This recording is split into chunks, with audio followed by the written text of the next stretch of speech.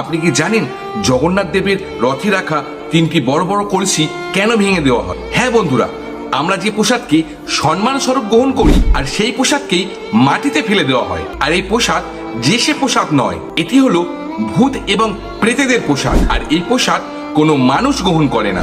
আর এই প্রসাদের নাম অধরপানা। কথায় আছে, যখন জগন্নাথ দেবের রথযাত্রা বের হয় তখন সকল দেবতারা রথে আসেন এবং সাথে আসে ভূত এবং পেতেরা, যাদের মুক্তির প্রয়োজন।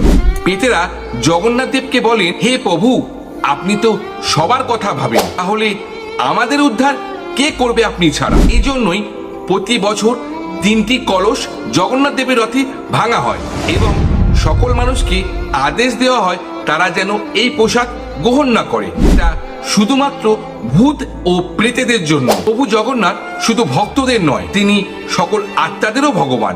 বন্ধুরা, যদি ভিডিওটি ভালো লেগে থাকে অবশ্যই লাইক, শেয়ার, কমেন্ট এবং সাবস্ক্রাইব করে দেবেন।